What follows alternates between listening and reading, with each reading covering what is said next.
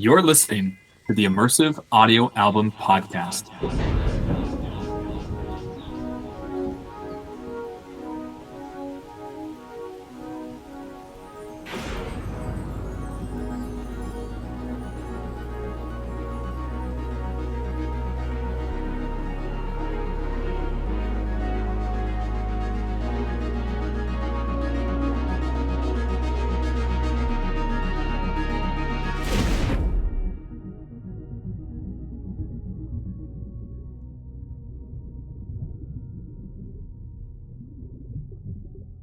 Please listen with headphones for the best spatial experience.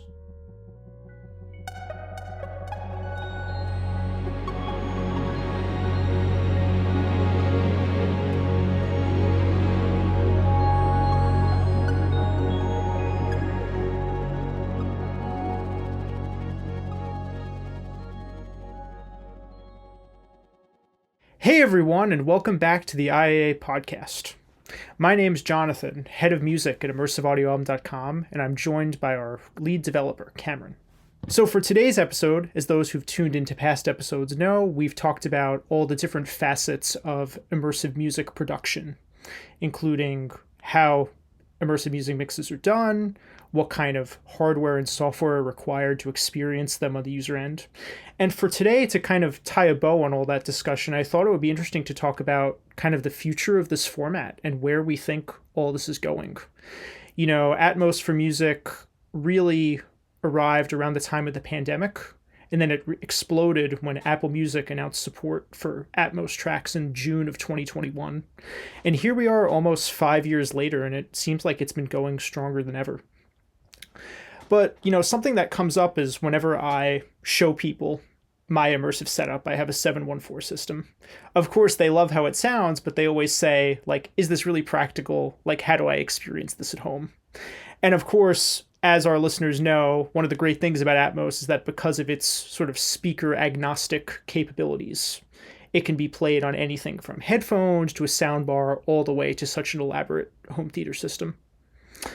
But I think one of the other questions that's come up is whether, you know, Atmos, the Dolby format, is the be-all, end-all spatial immersive format. Of course, we have seen these other formats like Auro 3D and now Eclipsa. So, Cameron, I'm curious, kind of based on your experience and sort of your observing this whole space, do you think like Atmos is the dominant format? Do you think there's potential for these other formats to have a foothold? I'm curious to get your take on that. Yeah, my take is that there's good and bad things with licensing. I think one is that licensing has the ability to keep a standard, like to have certain requirements. Now, I question that specifically with Dolby Atmos because I've seen and heard many devices that I feel don't hit the bar. As in, like, there are smartphones that are Dolby Atmos certified, but they have terrible tiny tinny speakers. They don't really give you an immersive field. You know, why bother calling it Atmos? I've seen and heard gaming headphones also with Dolby, and they're not very consistent. So that's one side of the story, is that it can be used for good. But there are other standards, mainly the newest one being Eclipsa, and there's also Auro 3D and Sony 360. Now, I have more experience with Sony 360 versus Auro and Eclipsa. Eclipsa being a little too new. But Sony 360 was interesting because you got floor channels. Like, you actually got a sphere around you as opposed to Atmos being more of a circle around you. So there's merit to having different standards.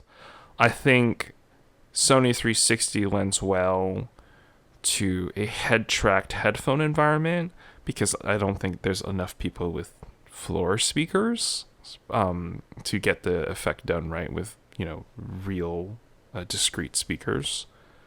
And I also think that open source standards for immersive audio is a double-edged sword. kind of like it's like a standards thing where it's like you can put it in and say you have it, but like, is it good? So that's like another thing to consider when thinking about these competing technologies.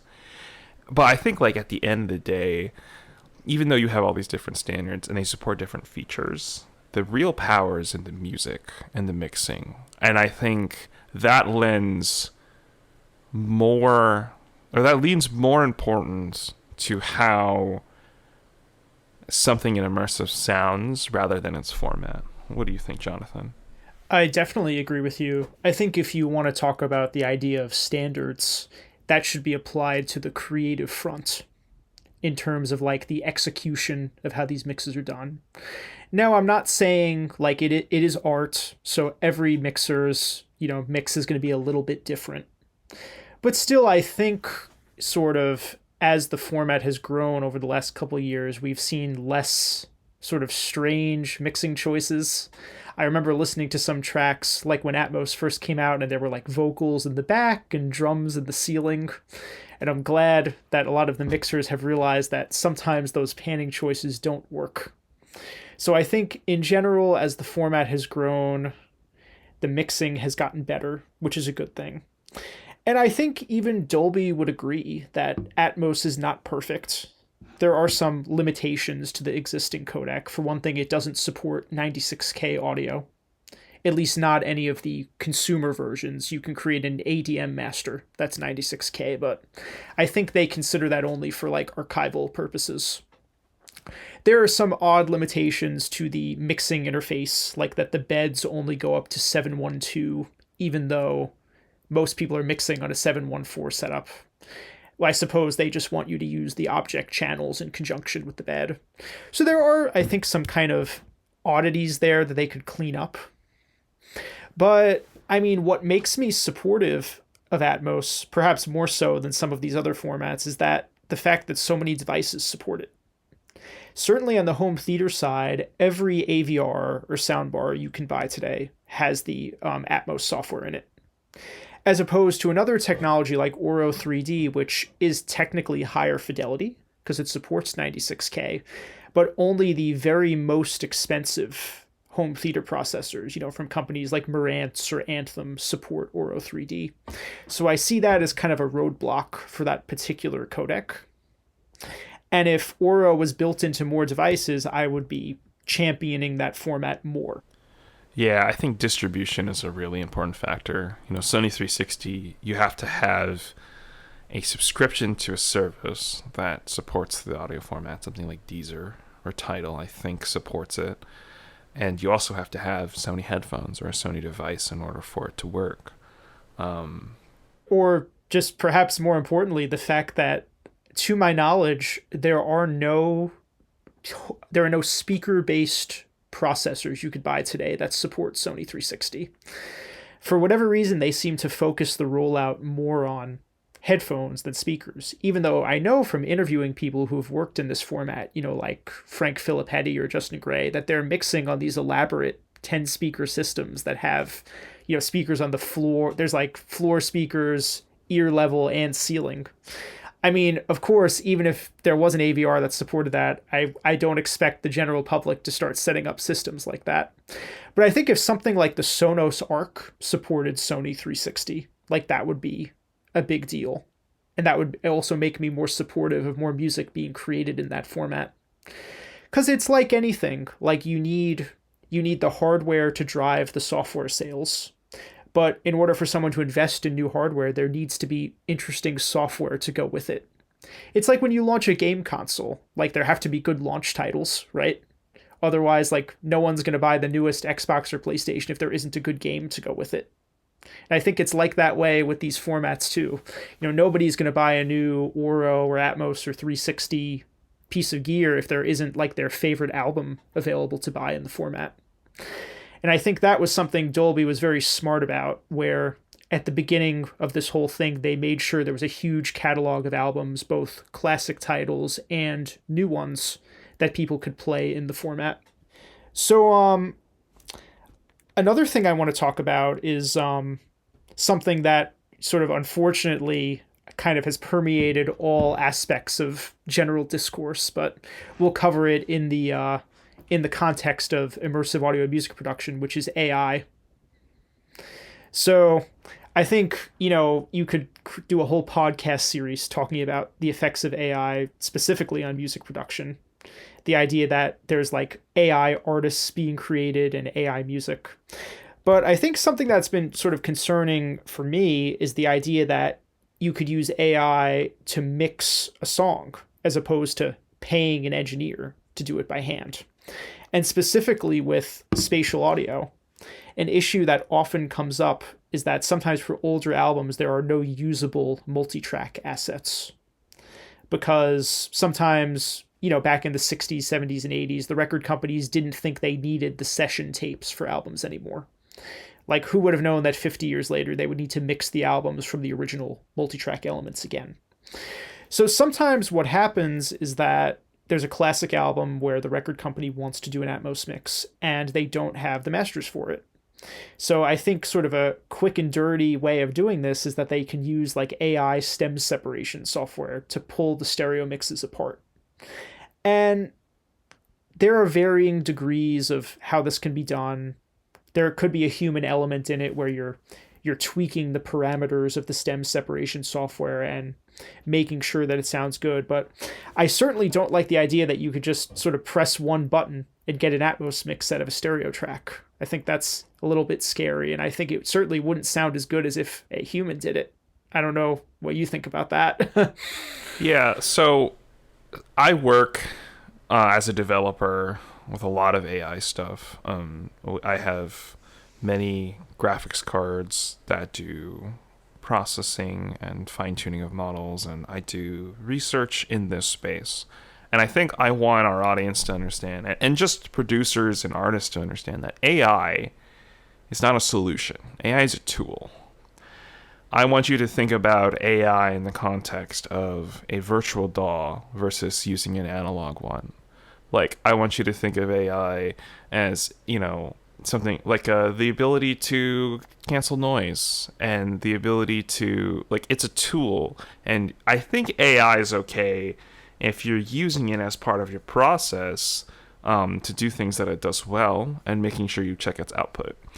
Where I don't like AI is the ease of use for, as you said, a one-button output. And we're seeing this proliferate not just in the music space. I'm seeing, web pages and news articles and reports and all sorts of things being entirely written without any checking. And in the old world, we called that spam. You used to have to get published into a newspaper, but now you can just put anything you want on the internet, and that's considered, quote unquote news, right? It's the same sort of thing where I think as time goes on, people will still appreciate the human effort, the artistry, the creativity that goes into really working with it, and people who know how to use what they're using as different tools to make a good track. Now, I do think that as technology makes things easier, that the space is going to be harder to get into. It's going to be more competitive. We saw this when AI first came out in programming, where your low-level programmer, you're fresh out of college, you're really basic script kiddie, could get pretty much replaced one-to-one with AI. They have to be better than the baseline. And I think it might be harder for newer participants into the industry as they have to compete with tools that could do their job. But I think the industry will adapt and will take time, and I think the focus will shift not only on understanding the fundamentals, but how to do things creatively, how to do things correctly. And I think that's where you'll see people start to shine and people accelerate what they can do with it, because it's, at the end of the day, it really is supposed to be used as just another tool. Yeah, I completely agree. But it's quite interesting to see how people have been using it. Just before we started taping this, you had sent me a bunch of these I'm not sure how you would describe them. They're like They're covers or Yeah. arrangements. Yeah. So I had sent Jonathan to prep for this recording session a series of AI music covers of songs in the style of other artists. And I think that's a very interesting space. And you can definitely hear the flaws from the AI tool that, Yes. basically rearranges the song. So that we take like a rap song, Eminem, and we put it into like 1970s soul style. Or we take in the style of Michael Jackson, but being applied to like a rock song or something along those lines. And I think it's really cool to be able to listen to this type of thing. But I wouldn't choose at the moment these covers over something that was like actually made dedicated for it.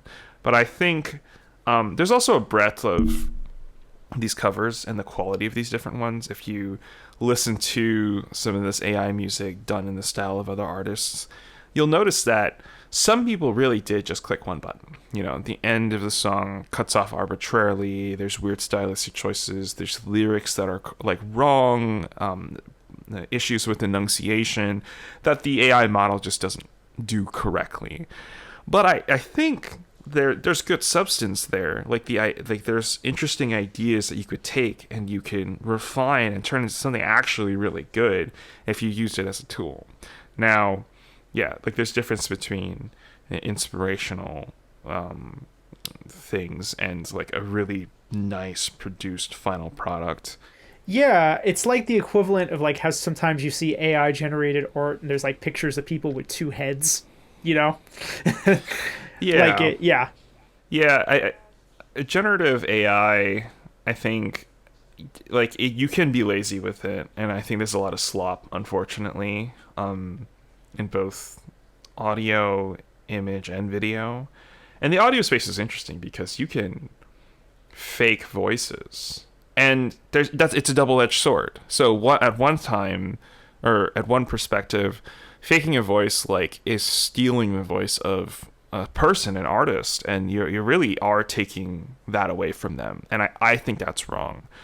But I have also seen AI used as a better auto-tune, and that works so well. And you could do it live too, and no one can tell. Like, I could turn that on in my personal karaoke sessions, and I don't think anyone would notice, and it just sounds so good. And I've also seen people use it in their own mixes or their own production of making music to emulate voices of people that they would traditionally they would have to hire another singer or a backup singer to sing along with them. They can just AI adjust their voice from male to female or something along those lines, and they'll have a subtle background singer that sounds pretty decent. And if you mix it correctly and you check the outputs and you make sure that's good, I've seen those individual parts sound really good, and they're part of the workflow. Yeah, absolutely. But these are issues that kind of pertain to the production side of the chain. And I think kind of what our focus has been on this podcast, and the reason why I wanted this to be the focus, because I haven't seen a lot of discussion of it elsewhere, is the consumer side. We know that at the big labels and with the influence of streaming services like Apple Music and perhaps potentially Spotify whenever they decide to work with some form of immersive audio, these entities are going to continue cranking out immersive mixes of new and old albums. But the question is, what will it take for an audience bigger than essentially audiophiles, of which there are more than you might think? But what will it take for an audience beyond audiophiles to really embrace this format? Or maybe a better way to frame the question is, if you were someone at Dolby or at any of these hardware equipment manufacturers that is in charge of developing consumer playback solutions for immersive audio, what are some steps you feel they could take to make the experience a bit easier for people who aren't used to setting up home theaters or dedicated listening rooms? I think the industry has already taken a really good approach to this. There are a lot of there's a lot of software that enables the ability to listen. Like on Windows, there's Dolby Atmos for headphones. On iOS, like AirPods and a lot of Apple certified headphones already support the ability to listen in immersive, right? There are other headphones that are really popular, like the Sony headphones also support immersive. And I think like them getting into this headphone space is already a really good way to get more people listening in the format. And I remember like these older style headphones, cramming multiple speakers and doing all sorts of things, and these headphones were so expensive and they didn't sound right versus what we have now. It sounds so much better to and that's a software approach. I think that's one thing. I think the other way of getting people into the immersive space is something like Sony's speakers, like where you're talking about like the Sony Quad. Yeah, like the Sony Quads, where you can put the speakers kind of anywhere and it auto calibrates. It's just easier to set up. Like that's another good approach, right? You also have things like the Sonos Arc. You technically have like the HomePod Maxes, although I don't think they're as good as like the Sony Quad. But like you have these other types of systems that make it easier for people to be able to listen to it. But I think another thing is that, and I've talked to my peers who are not audiophiles, and what they say is that it doesn't really matter to them. They just want to listen to something while washing dishes. They're not really listening and appreciating the immersive mix like in the same way that like you would if you were like gonna sit down and just relax and listen to music and really get immersed into it. Like, people listen to music for different reasons. So I think there is a limit to how much adoption there can be. I think the industry has taken a lot of the right steps. Now, the big ask that I have is that I think people have a multitude of speakers already, or people are wary of upgrading audio equipment, specifically because audio equipment really lasts a long, long, long time.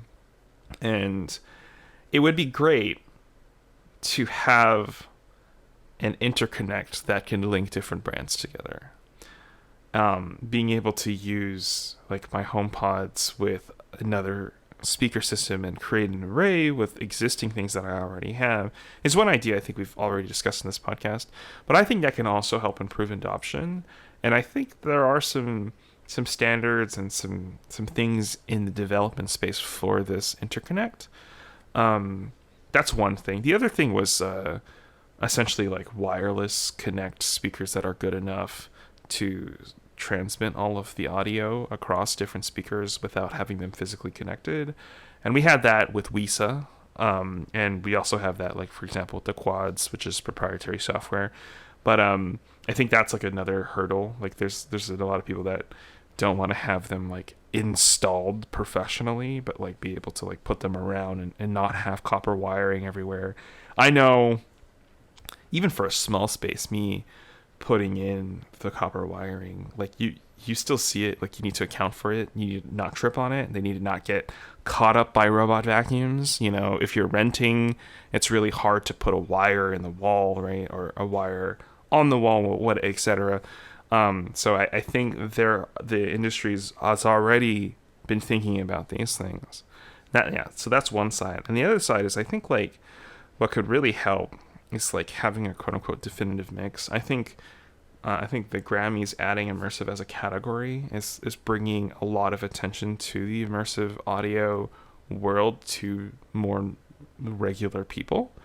And I think of like Dark Side of the Moon. Like if there's one of those albums that like gets really trendy, that I think it could help push things. But like the other thing I think about too is like how are people consuming their content now? I think a lot of people listen on like phone speakers. They're listening to TikTok or Instagram, and they're just listening to music, like as part of shorts or part of videos. And like I think that it doesn't have the same effect because Like you don't have the ability to like shove super high quality audio into that. And it becomes not a focus for a regular consumer base to listen to immersive. Well, I agree with you, and this isn't like a problem that's the fault of the people who invented immersive audio. Like it's a cultural problem. Because back in the 60s and 70s, like people had stereos and they had speakers and they would sit down and listen to records. And over the decades that has changed. And now, like you say, it's sort of, music is treated as kind of a multitasking activity because people lead busy lives. And like you say, you could be listening to some new record that came out with one AirPod in while you're doing the dishes or while you're typing up a report for work or something. And I thought it was interesting that you brought this up because to me, one of the main selling points of immersive audio, and it's something that I've brought up whenever I show it off to people, is that it does kind of force you to just like sit down and relax and listen. That's one of the things I like the most about it, that it does require you to sit down and really focus on everything that's happening around you. And I find it very relaxing that at the end of the day, you can just kick back and basically go inside of a record and forget about whatever your worries were for the day before and what's ahead of you for the rest of the week. And I think, in the world we live in today, where I suspect a lot of people face anxiety throughout their lives, it's nice to be able to get away from all of that. And I think listening to music in this 3D format can kind of be that escape for people. Now, that doesn't mean I'm telling you have to go buy 10 speakers and set up a home theater and a dedicated listening room. But I recently had the opportunity to visit my friend John, who lives in Austin. And he showed me he had a Sonos Arc with two Era 300s as wireless rear speakers. And it was set up like in an unideal way, like where neither of us were in the sweet spot. Like the right rear speaker was like right behind my head. Like it was totally wrong. But we listened to like a bunch of mixes that I really like of, things we have in IAA and other classic records that I've reviewed for the editorial section. And I gotta say, it sounded great. And maybe part of the reason why I felt that way is because I know in my brain how these mixes are supposed to sound on my 714 at home. So maybe there is a bit of like sort of mental conditioning there. But I have to say, like, the whole experience of listening that way made me more hopeful that regular people can experience this in a meaningful way.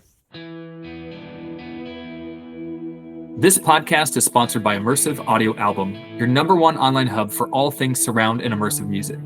On our website, you'll find album and equipment reviews, interviews with industry professionals, and a whole lot more. In our online shop, you'll find a large catalog of high-res digital downloads in 5.1 surround sound, Dolby Atmos, and R3D. At IAA, we believe fans deserve to own their music in the highest quality possible. There's an interesting alternative approach to all this. And I know you still haven't gotten the chance to try a Vision Pro. Oh, yes.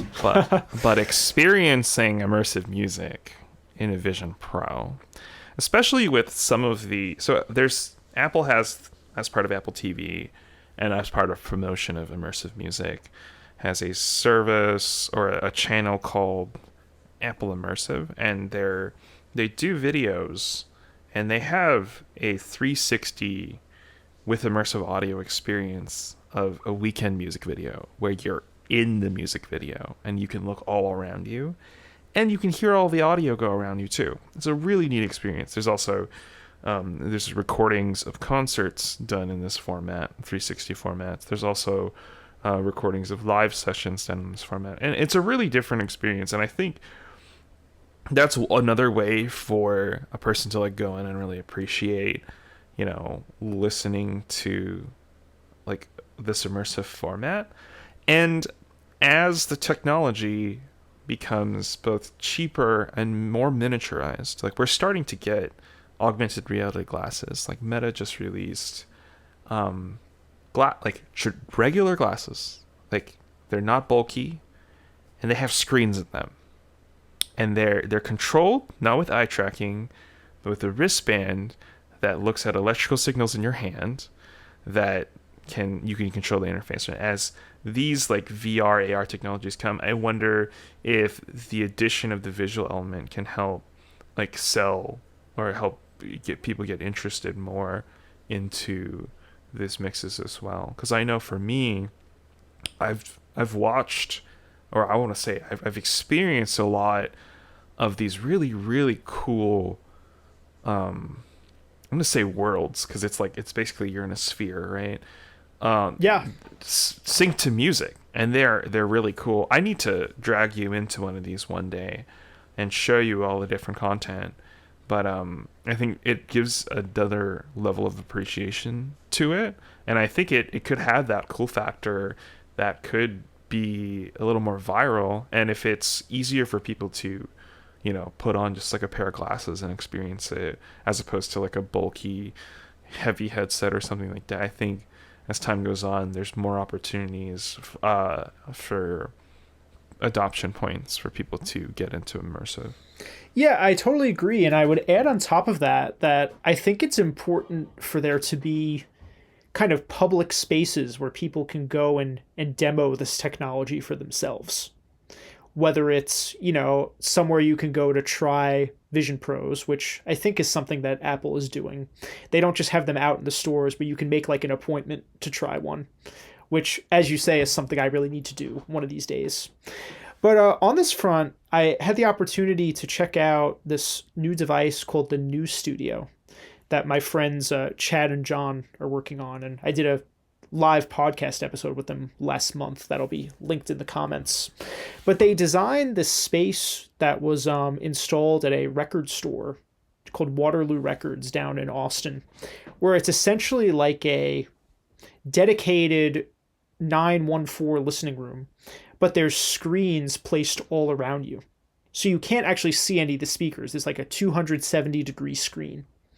And they've set it up so you can listen to immersive content mixed in Atmos or any other, just, you know, multi-channel immersive format paired up with this 270-degree video. And it's incredible. And it's also compatible with the new Dolby Vision codec, which is another thing that Dolby is working on with HDR and all that. But I agree with you that I think the visual piece of it is important, because I think visual content is a gateway into surround sound for people historically. You think about in the late 1990s when DVDs came out, a lot of people invested in home theater systems to listen to their DVDs. And then the record companies thought, oh, like, since there's lots of people who suddenly have home theaters and DVD players, we should release special discs that have surround music mixes. And we talked about these formats like SACD and DVD audio, which kind of grew out of that. Same thing with Blu-ray when it came out, particularly since like game consoles like the PlayStation 3 supported Blu-ray. The record companies saw, oh, people have the hardware to play special Blu-ray discs. We could sell music-only Blu-rays. So while I am an audio person, and generally I like to think of this as like a music-first kind of thing, historically it is important to consider that visual and sort of the film side of immersive audio has typically driven the audio side. And I think that's something we're continuing to see with Atmos today. I think it's easier to share in one aspect of that, because like if you were to share a video, right, like it's easier to experience that, as opposed to like I getting a friend to listen to immersive is, there's a lot of instructions. It's like, okay, you put your AirPods in, you have to make sure you turn on this mode, you have to make sure that the music has this little icon here. Turn the head tracking even off. That. Well, I like it. I actually like head tracking, depending, it depends on what you're doing. If you're multitasking, yeah, you probably want it off. Yeah. So, but yeah, there's more hurdles in terms of sharing it. So like if it could be all in one experience that you could send over, I think that'd be interesting. I think like as the adoption of smart displays and wearables continues, because I think we're going to start seeing more of that. Like Meta just released their first generation. There's a lot of rumors that Apple's working on glasses as well. That's why they launched the Vision Pro. It's like a gateway into the ultimate vision of wearing glasses with the ability to have AR in them. and like people are gonna like be able to wear these all the time, and I think it's going to be like another level of content that'd be really interesting. That could I think it's like another step in the industry. So I look forward to that. I'm an early adopter. I've had the first VR headsets back when they came out. I invested in like 9-channel audio, even though there's not many things with 9 channels. So I'm always looking forward to these types of things because they're cool, and I think like sharing it is also like a really neat aspect of it. But like there are a lot of hurdles, and they're slowly being solved. But there's still some ways to go. Well, at the very least, there has been more of an attempt to resolve these hurdles than there were with 5.1 or with Quad, where it was kind of like you can listen to this on speakers or not at all. Yeah. I think one of the most important things is to like, we don't want bad mixes. Yes. And I think that's like the big thing. Because like usually when I talk to people, so it's either they've never tried it, or they heard like one thing that they hated. Yes. Yeah. Like they're like, oh, I hope this isn't a hot take. We did this on a prior podcast. They listened to the Green Day album in Immersive, and it was no better than the regular version. And I said, like, oh, that's because that's not a good example of what you can do in Immersive. Like, try these ones, like the ones that Jonathan, you had recommended. And I say, hey, listen to these. And they're like, oh, yeah, no, that's a huge difference, right? But, like, if the quality of the production of the immersive track like doesn't sound better, or like it doesn't add enough to the experience, I don't think people are going to want to do it. And I think one bad listen can really just turn them off to the whole thing. Yeah. And I think like I wish it was more of an experience. Like I wish when you played a track and you opened it in your app and stuff, it asks you like, do you want head tracking on or off? Like, I think that would be a neat thing to just have as part of the interface. Like, am I multitasking, or am I sitting down and am I listening and trying to get immersed into it? Because I think like there are a lot of technical things that might be harder for the non-audiophile group to understand, and like having some type of onboarding experience to show them this immersive world, I think like could be a factor that could play well. I think like even a dedicated app, like a dedicated app would be really cool. Like Apple has the Vision Pro app to help you filter for Vision Pro things, and like the Apple Music service, it's kind of not the easiest thing to like look for immersive specifically. Like they have some playlists here and there. Well, for one thing, there are a lot more. Immersive is not a search parameter. So like if you type in Dolby Atmos in like the search bar, you get like a bunch of like Dolby test tones. Like it doesn't tell you, like you don't get a list of records that are in Atmos. So that's something I know I've been screaming about since they announced support for Atmos and Apple Music, that the UI is, if you're looking specifically for spatial audio, it's kind of disastrous.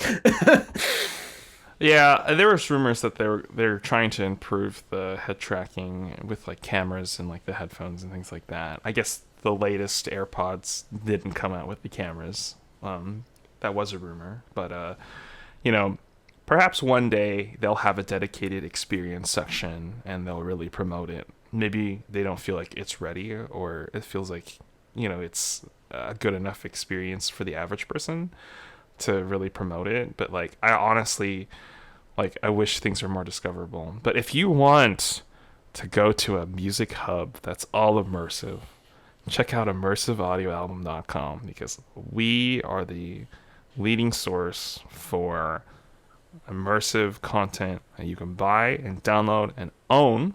Yes. No streaming, no subscriptions.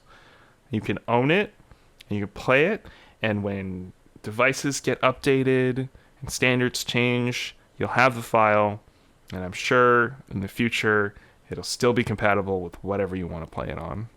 That's exactly right. And, to go back to your earlier point, like, because people lead busy lives, like, first impressions really do matter. I can't tell you how many times, especially it comes up when we're trying to convince people to have their albums mixed in Atmos. This is a new initiative that we're doing over at IAA, where we're creating our own mixes, and I've already mixed 3 records in Atmos over the past couple months. But a lot of times, like, you reach out to these artists and you're like, I think your music has all these different layers and it would lend itself perfectly to the format. And it's like, I listened to the new Taylor Swift record and like it sounded the same as the stereo version.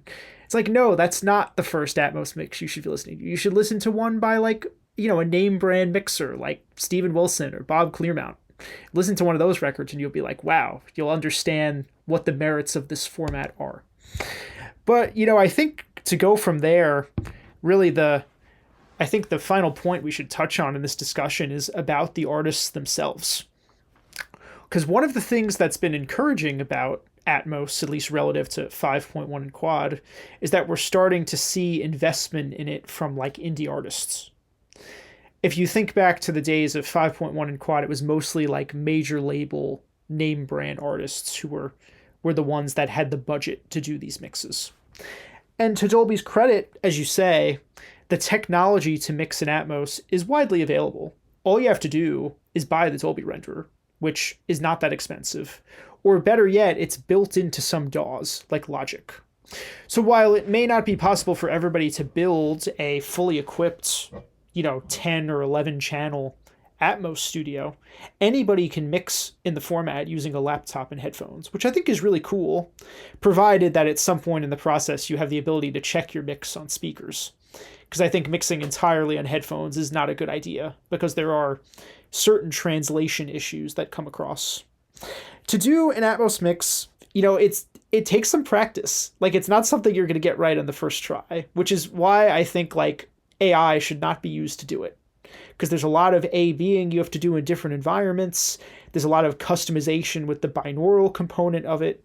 It's like, it's not the easiest thing to do. So I think that people who have practiced it and are good at it should be hired and paid to do it instead of machinery doing it for them.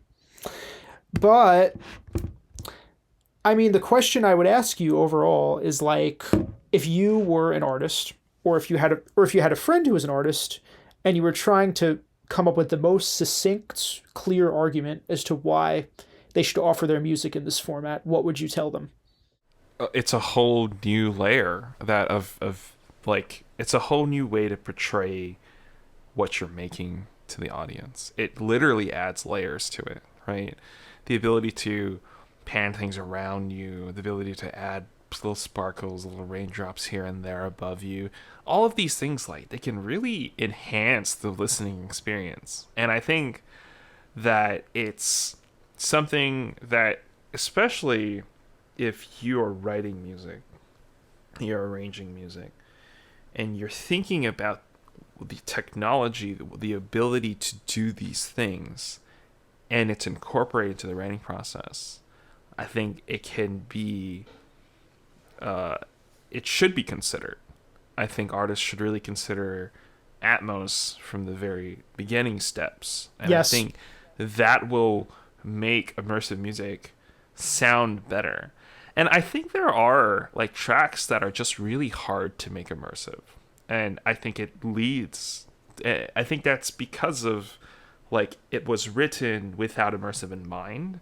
So adapting it is very difficult. But if it's written from the get-go, you can have something way, way better than if it was just like an adaptation instead of from the ground up. So I think it would be really great if artists could just think about, as they're making their music, producing, arranging, writing, think about all the cool things you can do and all of the things you can have your listeners experience via immersive audio. I mean, I've always felt that kind of the whole idea of listening on headphones in general is that you're trying to feel like you're inside the record. I mean, that's the big difference, isn't it? Because when you listen on a stereo system, the speakers are in front of you.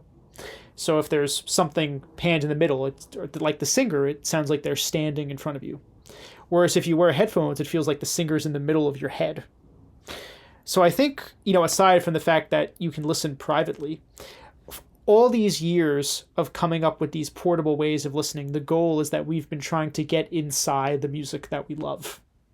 And I think immersive audio achieves that in a way that no other technology has before. It's just really cool. So that's my elevator pitch to people who haven't yet explored immersive audio, whether as a listener or an artist. Like, please do check it out because it's incredibly cool. Can we have a quick fire round? What are some cool features that you can do in immersive that you can't do in stereo? Well, of course, you could make it sound like you're standing in the middle of the band. So you think about like a 4 or 5 piece rock band. You could have the drums and singer in front of you. You could put, double track guitars next to you. If there's someone playing keyboards, you could put them behind you. You could, if there's layered backing vocals, you could spread them all around or above you. I mean, as we've talked about in other episodes, the records that work best for immersive audio are the ones where the intention was not to make it sound like just live performance, like your Dark Side of the Moons, where it feels like you're in some kind of sound collage rather than experiencing a real event. I think one thing that immersive does really well on my list is that if you have instruments playing in a similar pitch range, sometimes it's hard to like pull out specific instruments, and immersive, being able to position them, can really add a lot to like the clarity or even the emphasis. Like I think of Daft Punk, and like the bass line in immersive is just such a cool, prominent, emphasized thing that really just like adds to the experience in a way that's hard to describe. And I think there's lots of opportunities to do things like that can really make a person like groove, like to the music. So one of the things I like the most about it is how you can change the size of the soundscape like in conjunction with the dynamics. So think about like there's a song where the verses are very spare. Like it's just someone playing acoustic guitar and singing with like maybe just drums. And then all of a sudden when the chorus comes in, the producer adds a lot of elements. Like all of a sudden there's a harmony vocal or like a keyboard line. And the intention of those is to kind of like lift the song to get the person excited because the chorus hits. And in Atmos, you can do things like you could have the verse be all in the front. And then when all these other instruments hit, you could start to engage all the other speakers. Like all of a sudden the chorus hits, there's this big chorus of backing vocals that suddenly explodes out from behind you. So I think you can do these really creative things where you can synchronize the spatial placement to like the emotional intention of the song. I think to recap, I think the industry is doing a lot of things to push things forward, but we're not all the way there. I think that artists can approach immersive from the ground up, and it'll help improve the experience and hopefully the consistency, so that when someone decides to do their first listen, they have a good experience. I think it's very important because it's a layer. Like if a mix is not a good experience the first time, it makes it so this person doesn't experience other mixes that are really, really good that they would really like. I think there's some responsibility in doing a good job. And I think that kind of leads back into a conversation about AI and how even if you're using it as a tool, you should still do a good job. You should still review it. You should still A/B test it. You should still anything that you do with a one button click, right? It's like listening to a MIDI of a song versus listening to like the real song. Like it's completely different if you just have a robot algorithmically change. And I know generative AI is not as straightforward as like a simple algorithm, but it's at the end of the day, it's still there's still no understanding. It's still guessing what it thinks it should be instead of having someone review and knowing what it should sound like. Yeah, I think I'm with you. Like the foundation of all of it is that we need good mixes. Yeah. And I think kind of the rest of it grows from there. Because if there is a mix that's like so good that people are buzzing about, then it shouldn't be hard to convince them to pick up, a soundbar or a pair of compatible headphones in order to experience it. Honestly, I think most people have headphones, yes, like, just laying around that are already compatible, and it's just like you need that one tech friend to tell you how to turn it on. But I still think like that could be like a gateway into it. And I know certainly I've been listening to way more immersive than non-immersive after us starting this whole experience. Yeah. I think, the last point I'll leave it on is that to compare where we are now with prior multi-channel music endeavors, for quad, basically 5 years in, it was kind of gone already. The first big releases were in 1972, and by 1977, it was pretty much over. And we go to 5.1. The earliest releases were maybe in 2000, 2001. And by 2006, there were still some things coming out, but the queue of releases had slowed down a lot, and I think the writing was kind of on the wall by that point. Whereas with Atmos, here we are 5 years in, and there's more content coming out than ever. There's so many releases coming out, even on physical media on Blu-ray, than I can keep up with. IAA's catalog has grown immensely just in 2025. And every new record, including we have to bring her up, of course, Taylor Swift's new record that came out this month is available in an Atmos mix, as every new record is. So I don't see any sign of this slowing down, contrary to what some people who don't like the format would have you believe. And I'm very eager to see how it builds within the next 5 years. So thanks so much for listening, everybody, and join us on our next episode.